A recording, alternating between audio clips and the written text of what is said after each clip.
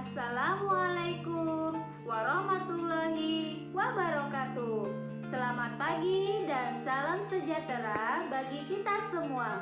Apa kabar kalian pada pagi hari ini? Sudah siapkah kalian menerima pembelajaran?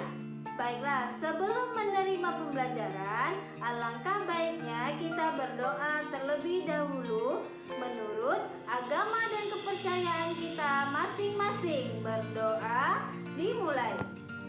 Baiklah anak-anak, mari kita ingat kembali pembelajaran yang lalu. Pada pertemuan sebelumnya, kita sudah membahas materi tentang litosfer. Apa itu litosfer?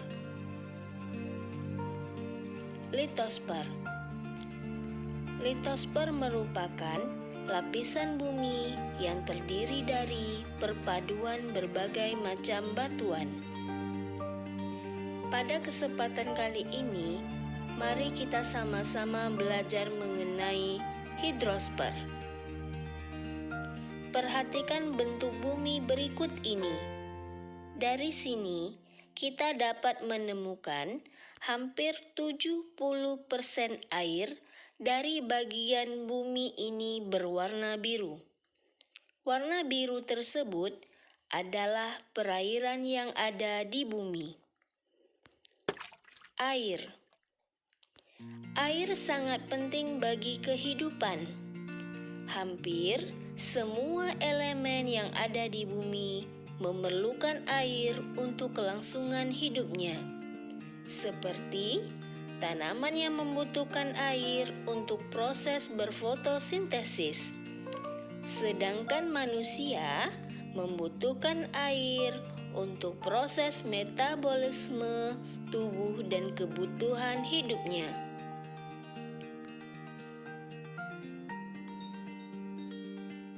Adapun tujuan pembelajaran hari ini yang pertama adalah 1.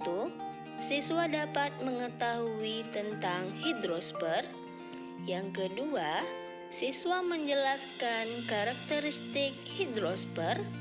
Yang ketiga, siswa mengetahui bencana dari hidrosfer serta cara menanggulangi akibat hidrosfer. Nah, di sini ada pengertian dari hidrosfer. Hidro yaitu berarti air, sedangkan sphere berarti lapisan. Jadi, hidrosfer merupakan lapisan air yang ada di permukaan. Air di bumi dinamakan siklus hidrologi atau siklus air. Siklus air adalah perputaran air secara terus-menerus dari bumi ke atmosfer dan kembali lagi ke bumi. Hidrosfer tidak hanya meliputi laut dan samudra.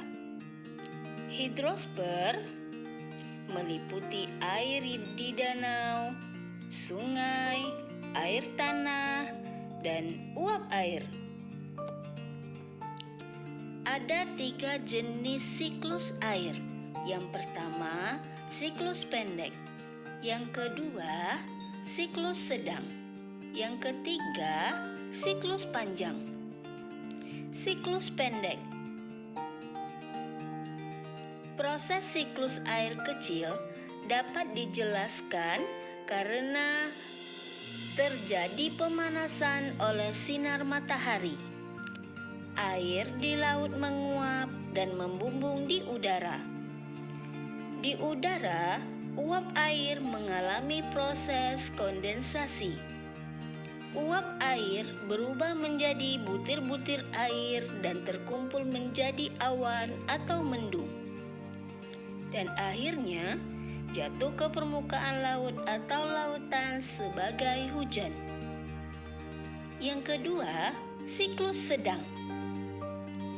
Uap air yang berasal dari laut ditiup angin, bergerak di atas daratan dan bergabung dengan uap air yang berasal dari sungai, danau, tumbuh-tumbuhan, dan benda-benda lainnya. Setelah mencapai ketinggian tertentu, uap air berkondensasi membentuk butir-butir air terkumpul menjadi awan dan jatuh di atas daratan sebagai hujan. Air hujan yang jatuh di daratan mengalir kembali ke laut melalui sungai, permukaan tanah, dan melalui resapan di dalam tanah. Yang ketiga, siklus panjang. Uap air yang berasal dari laut setelah sampai di atas daratan karena di bawah angin bergabung dengan uap air yang berasal dari sungai, danau, rawa, tumbuh-tumbuhan, dan benda-benda lainnya. Uap yang telah bergabung tersebut tidak saja berkondensasi, bahkan membeku membentuk awan yang terdiri dari kristal es. Kristal-kristal es turun ke daratan sebagai salju, dan salju ini akan mencair dan mengalir sebagai gletser, kemudian kembali ke laut. Selanjutnya, bencana hidrosfer. Yang pertama, banjir, ada sebab dan akibat, serta cara penanggulangan. Yang pertama, banjir. Banjir ini berasal dari luapan penyimpanan air, baik itu danau, waduk, maupun sungai, yang tidak mampu menampung jumlah air yang sangat besar.